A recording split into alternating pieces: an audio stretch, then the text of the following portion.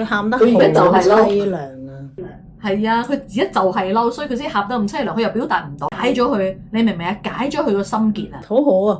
呢幾個月我都好頭痛啊，同我老公係真係好頭痛。係啊，你自己有冇諗過，原來父母同子女嘅良好關係係建基於信任？你係咪覺得你啲仔女成日講大話？你對於你嘅仔女嘅承諾，你又兌現過幾多次？你有冇試過唔兌現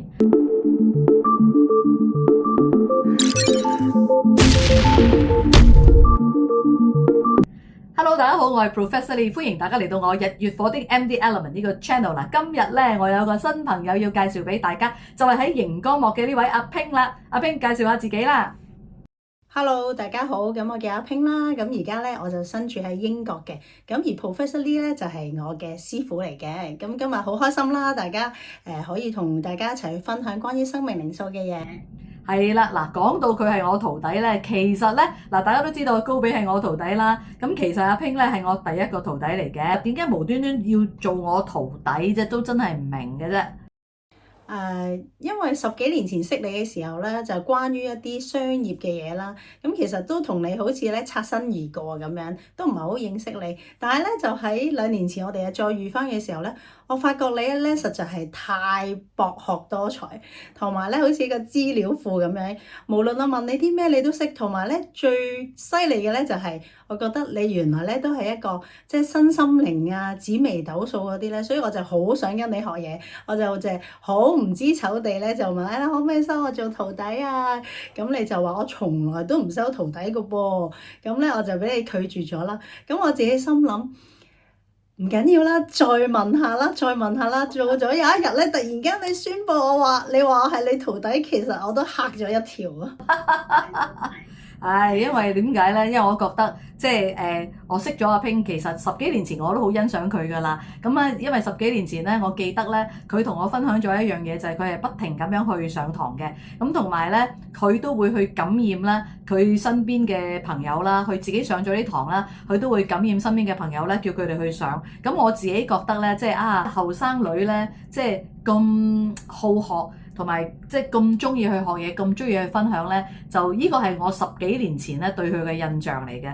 咁啊喺2-3年前我見翻佢之後咧，當然係冇變之餘咧，就更加好學啦，係咪？即係我覺得佢更加之成熟啦。咁啊，即係亦都係最嘅重點係咩咧？因為阿 Ping 咧係2298嚟㗎嚇，佢嘅生命靈數。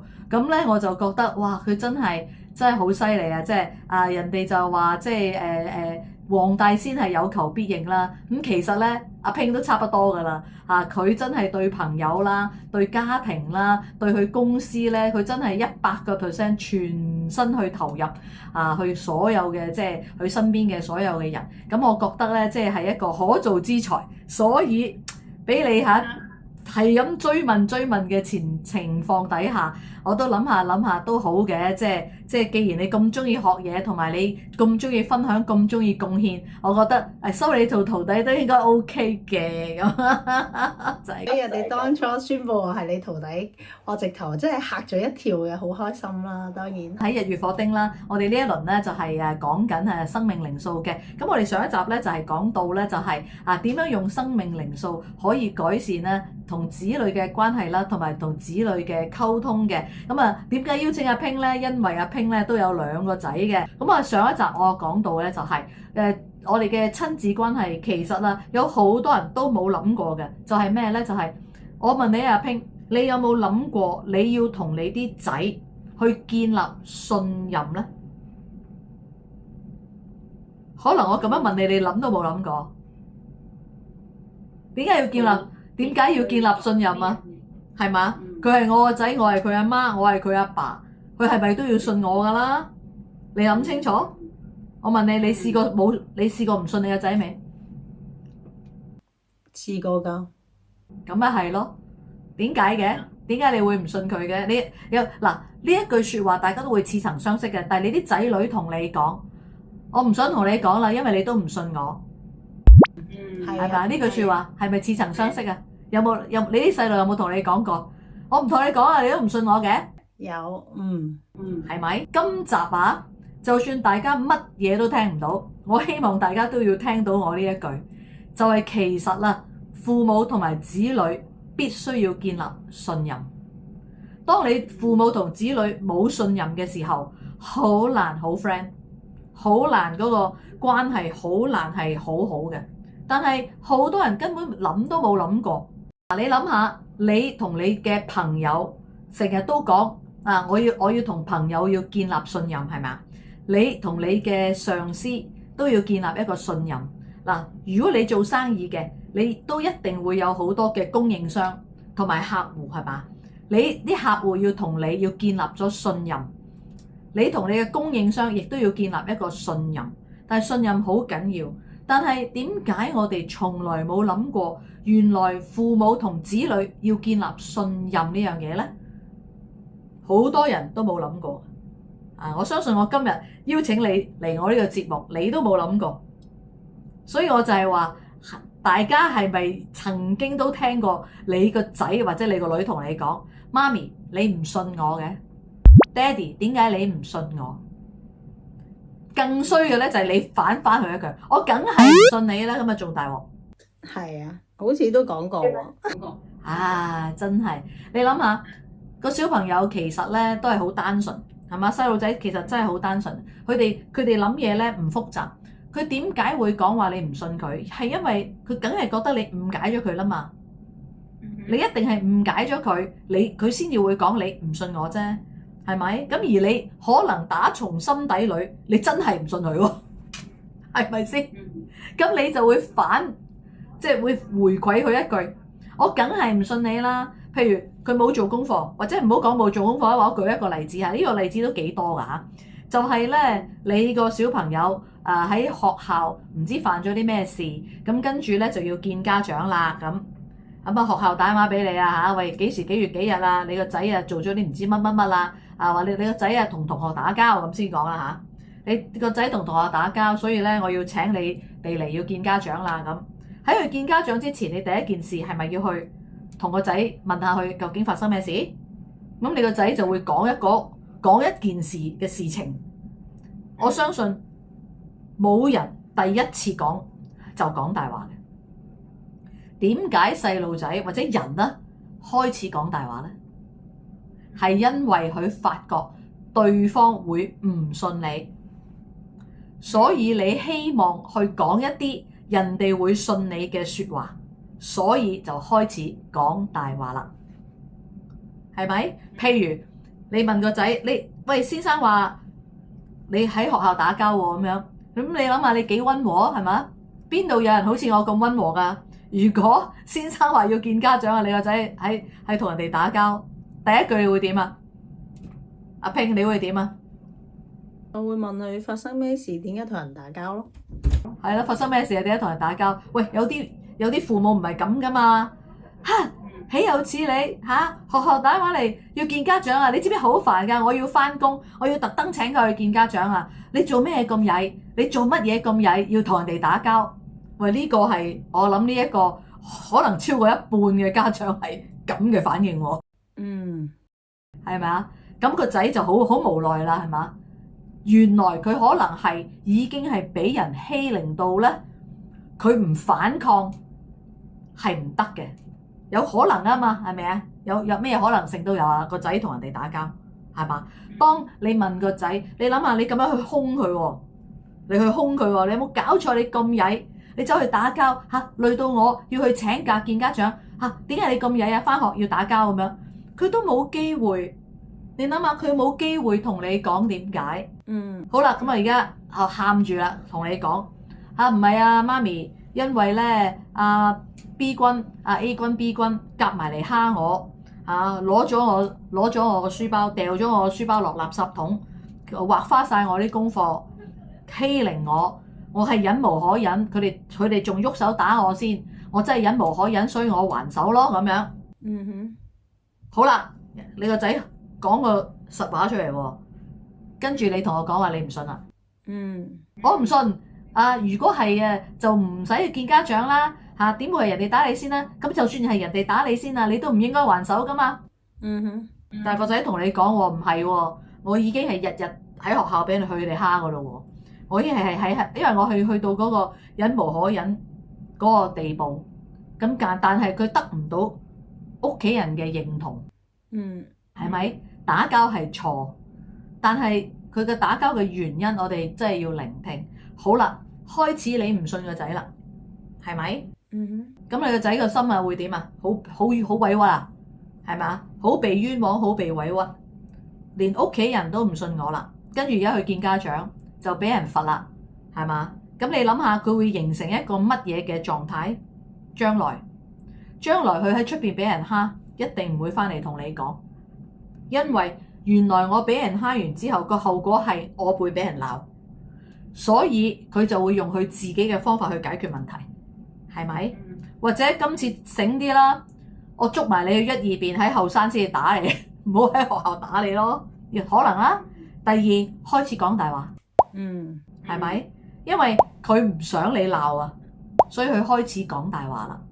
然後佢就心諗啦，我講真話你都唔信㗎啦，橫掂我講真話你都唔信嘅，我講大話都冇乜所謂啦。咁所以呢個信任咧就係即係我哋做父母嘅咧，真係你諗下啦，一個細路仔由佢識開始講嘢，可能都係2-3歲嘅時候先開始講嘢，係咪？2-3歲嘅小朋友邊度識講大話啫？其實我都有諗過，究竟啲小朋友由幾時開始會講大話呢？我都有諗過呢樣嘢。咪就係由你第一次唔信佢開始咯。由你第一次唔信佢講嘢，佢就會醒嗰個就會覺得咁我見人講人話嗱，如果你咁啱有個8號嘅仔咧，咁啊大話精喺邊？我有啊。如果你有個3號嘅仔咧，又變大話精啦。我個仔都有3號啊，同一個仔。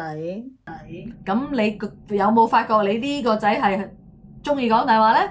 佢而家5歲，我唔敢講，唔想講話佢係講大話，但係佢真係成日咧亂噏嘢嘅。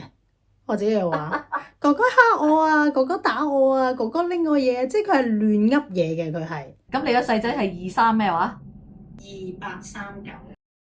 係咯，你個第二仔係2839啊嘛。咁其實2839係一個好靚嘅 number 嚟嘅，你就唔使擔心。如果2839咧，如果佢全部都唔行佢嘅陰暗面咧，其實係一個靚到不得了嘅 number 嚟嘅。只不過喺我哋陪伴佢哋成長嘅時候，如果你同佢嗰個信任冇建立到嘅時候咧，8啊3啊呢啲咧就係3啊，就係個把口又係犀利嘅。8就見人講人話，見鬼講鬼話。如果8同埋3行佢嘅陰暗面嘅時候咧，就肯定係大話精嚟嘅。我覺得佢近排行緊陰暗面咯，就係近排行緊陰暗面。所以你今日約我去講，即係子女嘅生命靈數，其實我就係覺得明明開頭即係以前即係上年知道生命靈數，真係覺得好準，哇！又好就得人啦，又細心啦，又乖啦，把口又乖，又有禮貌，人見人愛，車見車載嗰隻噶嘛，即係好多嘢講啦。但係近排咧，我哋就覺得佢曳咗好多，佢就行緊個陰暗面，就係有人話，即係頭先我成日講大話，把口好鬼勁啊，就可能學咗啲大人講嘢又唔明咩意思啊，啲態度語氣，佢近排一定係行緊呢個陰暗面。咁你要快啲及時去矯正下佢啦。不如我問你啦，頭先我就係話要建立信任啦。你快啲而家即刻回想一下，你同個細仔有冇喺信任嗰度有少少破裂咧？我又可能未同佢去建立信任呢樣嘢字眼。嗱，你有冇試過嗱幾樣嘢嘅嚇？我哋建立信任嘅其實首要條件係乜嘢咧？就係咩叫做信任啊？即係你個人係咪一個信得過嘅人係嘛？你覺得你個仔成日講大話就佢信唔過啦。咁個仔都有權覺得你成日講大話㗎噃。咩叫講大話？譬如你應承個仔去做一樣嘢，你知小朋友啦，佢個生活好簡單嘅啫嘛，邊度同我哋？哇！我哋每一日啊要做咁多樣嘢，有陣時我哋都會哎呀心情唔係幾好啦，唔做呢樣嘢啦都冇乜所謂嘅，咁我哋都會噶嘛。但係細路仔唔係啊嘛，佢全日就喺屋企好無聊，你淨係同佢講好啦，我4點鐘同你去公園玩啦咁樣，就係啦，佢就會記一日嘅呢個4點鐘同佢去公園玩。跟住你就同佢講，今日媽咪突然之間就好忙啊，冇同你去公園玩啊咁樣。佢就好掹整㗎啦，嗰幾日真係。對於個小朋友嚟講，你咪冇信用咯。佢咪話我，你成日都講大話嘅，又話去咩，我話我冇講話一定去，我話睇下今日做完嘢得唔得閒。咁樣呢，我哋又有陣時會唔記得咗應承咗嚇嗰啲小朋友啊，同佢去公園玩啊，或者去做啲咩嘅時候，咁啊因為大家都好忙啦，咁啊好多時候都改啲小朋友啦，咁呢，喺個小朋友嘅立場嚟講呢，你就冇信用啦，嗱你就講大話啦咁樣。係啊，就係近排咧，我都因為我個細仔嘅情緒咧，我都係有啲困擾嘅，係真係。今日同你傾偈嘅時候，突然間就叮醒咗啦。如果你咁樣講一講，就係咧，有時我應承咗去公園，但可能真係冇去到啦，因為近排我搬屋，你都知好忙啦，同埋啲天氣咧好飄忽，可能落雨我又唔想帶佢，佢就覺得我呃佢啦。佢有冇直情講出口話你講大話？有啊。咁啊係咯，咁啊個信任就係破裂咗㗎啦。你成日都講大話嘅媽媽咁樣咯，所以佢咪 pick up 咗大人可以講大話，咁點解我細路仔唔可以講大話？好，繼續講啊你，我同你拆解一下先。近排咧，佢就真係咧成日喊啦，唔肯嗌人啦，好倔強嘅小朋友啊，我哋都好頭痛啊！而家都同我老公。哦，發生咗幾耐啊？幾多個月？近呢2-3個月咯，咁你諗一諗，近呢2-3個月係咪你去喪約嘅次數多咗好多？即係你應承咗佢冇做嘅嘢，唔係淨係去公園啦，或者其他嘢咧，或者你應承咗佢，我唔知啊，或者陪佢玩一啲嘢啦，同佢一齊做功課啦，又或者帶佢去邊度玩，但係結果我哋係冇做到嘅。近呢2-3個月，你有冇印象有邊啲大事？你應承咗佢，你係冇做到嘅。有嘅，其實你話係咪大事咧？我真係覺得喺我心目中唔係咩大事啦，因為你知英國啲天氣都好差，係近呢1-2個禮拜開始先有陽光啫嘛。之前咧其實都好凍，同埋成日落雨。咁佢日日都話去公園，其實就冇乜可能去到噶啦都。同埋佢哋之前又你知我哋嚟到都病得好勁啊嘛。咁同埋我而家就搬咗屋啫。之前有間屋係租咧，其實係好狹窄啊個環境，因為我哋係擺晒啲箱喺度啊。咁佢哋就可能活動空間又冇乜啦。咁天氣唔好，我哋又唔想出街啦咁樣，可能係困住咗佢，同埋我哋好忙，可能成日都你自己做咩，跟住講兩句咧，佢又好敏陣，又開始我哋又會鬧佢啦。即係大聲鬧啊！哎呀，你咁曳㗎，咪同你講咗落雨都唔出得去，咁佢就會喊咯，覺得我講大話咯，又話去公園，我話咁而家真係落緊雨啊嘛，點去啊？跟住聽日又落咯喎，本身冇落，突然間話想同佢出去嘅時候又落咯喎，咁佢又覺得你呃佢咯。我話我唔係呃你，係個天氣問題咁樣咯。嗱，所以咧我而家明啦，我完全知道咧你個仔喺邊度開始會變咗咁樣啦。嗱，因為咧小朋友啦，咁對於大人嘅承諾咧，其實係相當之着緊嘅。咁應承咗冇去到啦，呢個只其一啦。但係其實好多時候我哋係逼不得已噶嘛。所以咧，對於小朋友嘅承諾咧，就係你譬如話落雨，你想出去玩點會啫？你哋落雨濕濕。但係所以我哋必須要咧去攞另外一樣嘢去補償翻佢嘅。例如嗱，本來呢個時間你預咗出去同我去公園，可能呢個時間係1個鐘頭嘅 ，OK？咁但係因為落雨，咁我本來我可以同爸爸媽媽玩嘅呢個鐘，我咪冇咗咯。咁你反為你可以解釋俾佢聽嘅就係，因為落雨我哋唔可以出去啦，但係我哋不如喺屋企，我哋一齊砌積木啦，我哋一齊做啲畫畫啊，唔知啲咩嘢，即係俾翻嗰1個鐘頭佢中意做嘅嘢佢。咁佢就會覺得佢就會開始明就係咁啊係嘅，落雨咁我唔出去，但係你冇剝削到我嗰1個鐘頭去玩啊嘛。因為佢有委屈感嘅，你知唔知？尤其是你唔好忘記佢2號嚟噶，2號係家嫂嚟噶，家嫂好易委屈噶。佢之前我咪同你講佢會喊嘅，記唔記得？即係好委屈。佢近排都係有時喊得好凄涼喺間房度。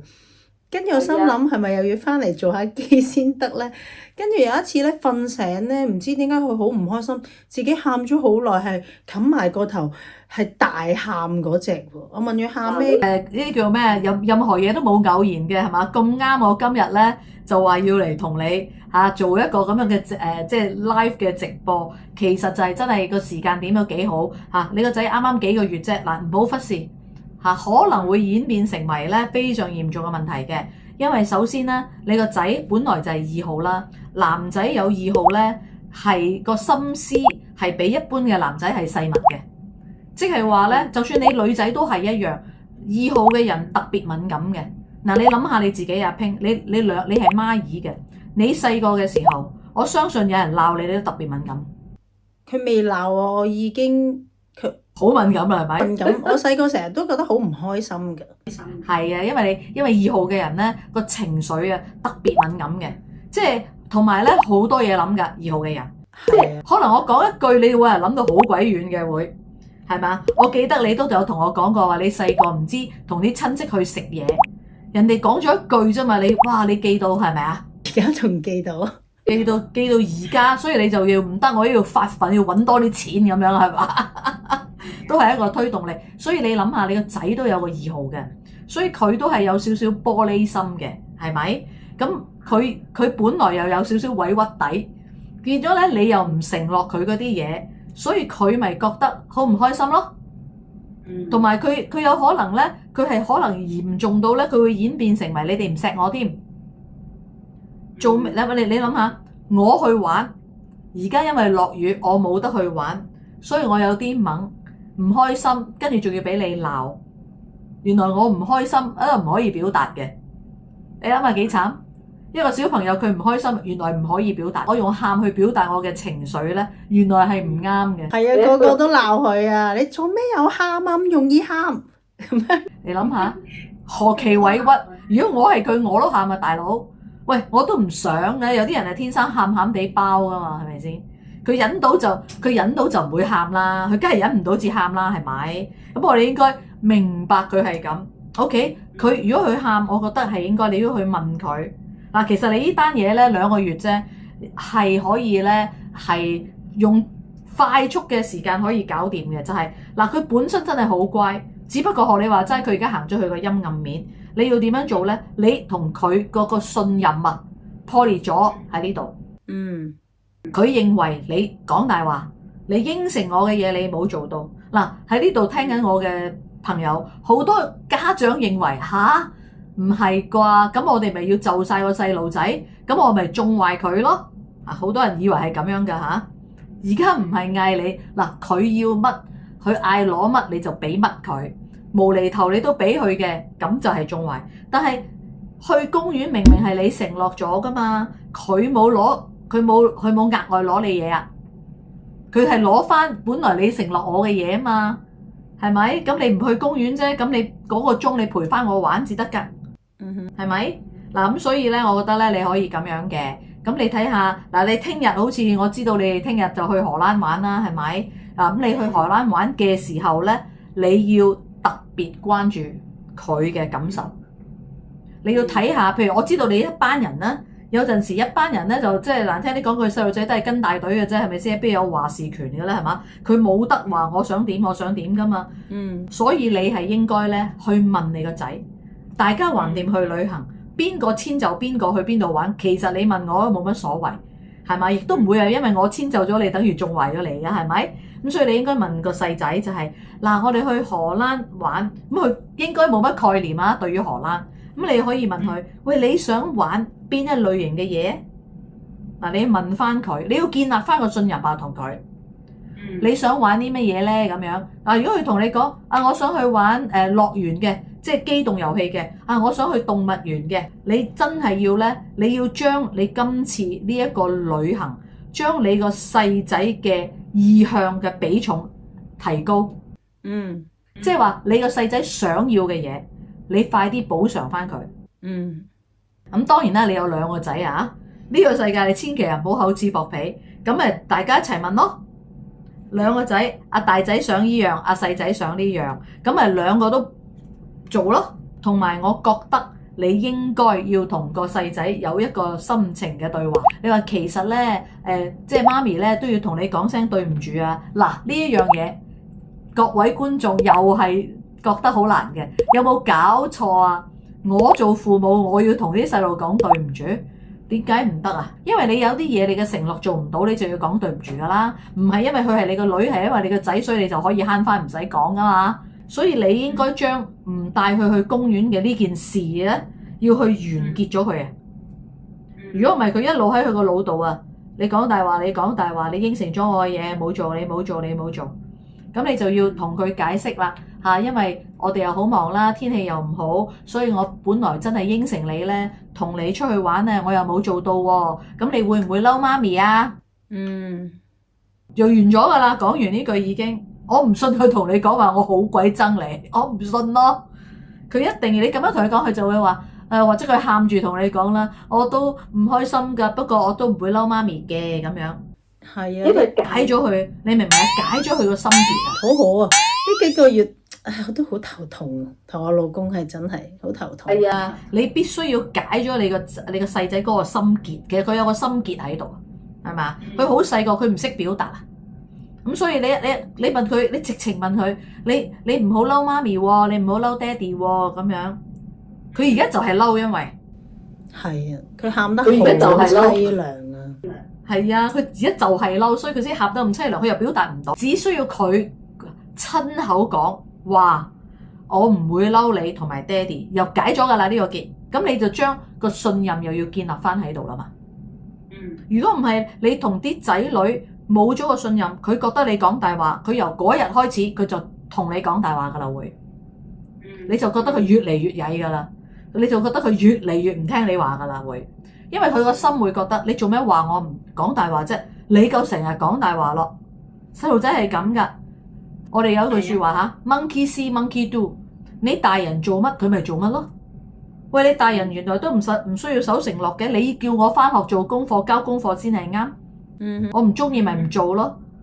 你夠應承咗我去公園玩咯，你夠冇去咯？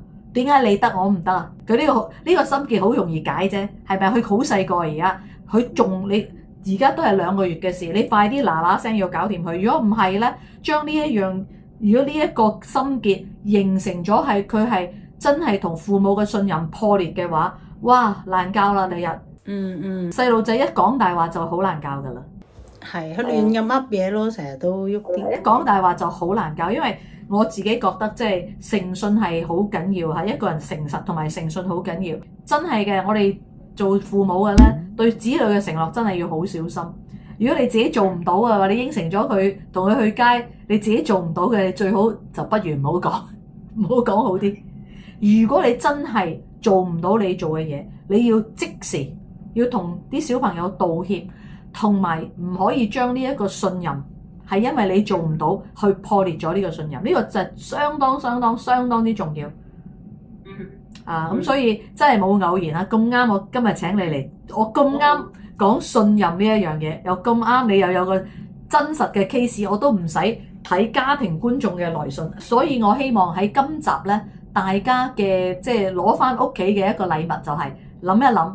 你自己有冇諗過，原來父母同子女嘅良好關係係建基於信任？你有冇諗過要同佢建立信任？如果冇嘅，我希望大家由呢一刻開始諗下要建立呢個信任。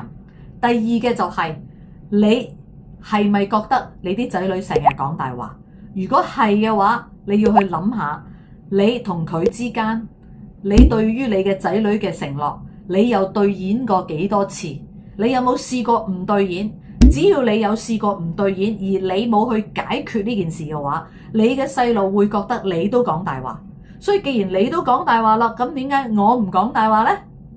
係咪啊？咁呢一個好緊要啊！呢一個係我哋今集好重要嘅，即係送俾觀眾嘅。仲有冇咩想同大家講？冇啦，好正啊！我覺得好正啊，係嘛？嗱，咁我哋今日嘅節目咧就係到呢度為止啦。咁啊，希望大家中意我呢個節目啦，就 like、share、comment，記住撳埋個鐘仔。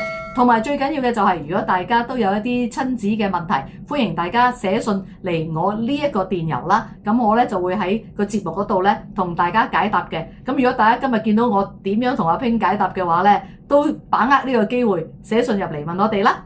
下一集見，拜拜。拜拜。